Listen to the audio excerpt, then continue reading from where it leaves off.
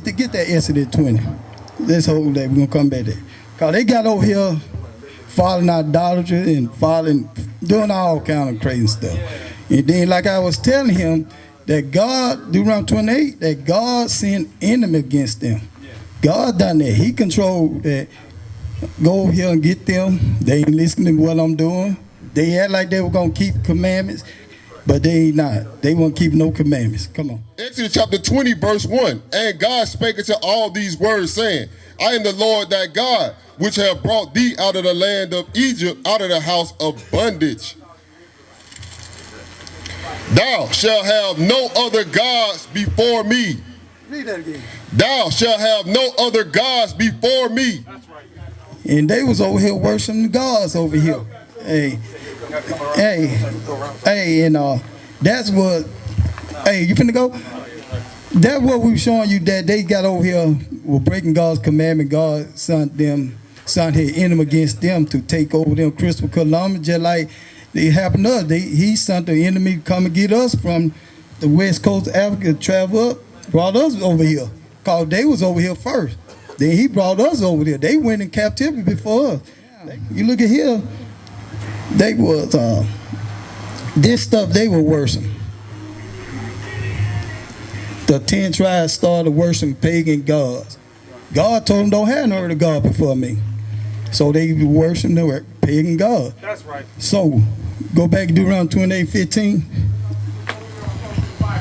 The book of Deuteronomy chapter 28, verse 15. But it shall come to pass, if thou wilt not hearken unto the voice of the Lord thy God, to observe to do all his commandments and his statutes which I command thee this day, that all these curses shall come upon thee and overtake thee. So, he said, if you don't listen to me and keep my commandment, all these curses shall come upon you and overtake you. We both got overtook. The black man got overtook. In the northern kingdom right here, the Indians, they got overtook. So that's showing you how powerful God is, because just one nation of people can't overtake this many people without no help of God. It had to be a God to allow this to happen. That's right. But why he allowed that to happen? Because we were breaking his commandments. That's right. So everything, you know, we be learning, but we got to find the source why these things are happening to us. So that's what we should be asking. Why did this happen to us? Because we're breaking God's commandments. So now, to get in the good side of God, what must we do? Give me Matthew 4:17. What should we be doing now? Since we know we broke God's commandments, we over here serving our punishment out, and now we want these curses to be lifted off of us so we can be above everybody. What should we do? Okay, better not say what you think.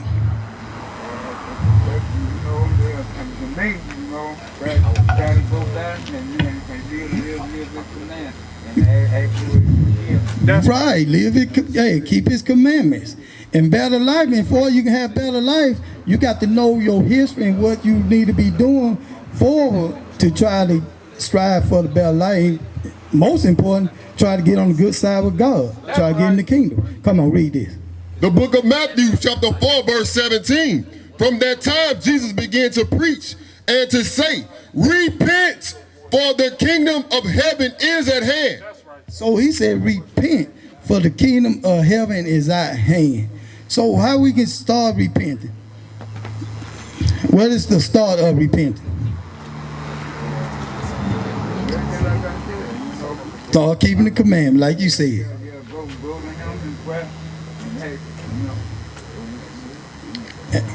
Ask for forgiveness. We're going to help y'all. Give me your 1 Kings 8. And then we're going to bring out a commandment. Like you're saying, you touching on something. And he told us to do that. In our land where we carry captive, we should be repenting and believing on him. Come on, 8 and 47. 1 Kings chapter 8, verse 47. 46. If they sin against thee, for there is no man that sinneth not. So we up here, we never going to say we have not sinned. But we acknowledge our sin, then we got to go repent on it. Come on. And there be angry with them and deliver them to their enemy, so that they carry them away captives into the land deliver them to the enemy so that they carried them away captives unto the land of the enemy, far or near. See that? He let them carry us away captive, far or near. So we were scattered because we broke his commandment, like you saying. And he was angry at us. So now we got to repent and get on his good side, like I was saying before. Come on. Verse 47. Yet if they bethink themselves. See that? He said, yet bethink. You know the word bethink mean? Bethink. Do you know what that word mean? Bethink. If they bethink themselves. You know what that mean? Okay, I'll tell you. Bethink means remember. Remember who they are. So you got to remember what I'm showing you, all these curses, this thing happened to us. Now you got to remember you were called Judah. From the tribe of Judah. That's right. That's what he's saying. You got to start remember. Then you start keeping commandment, because this going to help us start repenting. Come on. Yet if they shall bethink themselves in the land whether they were carried captives, and repent and make supplication unto thee in the land of them that carried them captives, saying, we have sinned. Saying what? We have sinned. Yeah, we had to tell him we had sinned, but now we got to come back. If we tell him I have sinned, you got to know what sin you committing against him, right? Let's read that again. 1 Corinthians chapter 11, verse 3. But I will have you know that the head of every man is Christ, and the head of the woman is the man, and the head of Christ is God. Every man praying or prophesying, having his head covered, dishonoreth his head.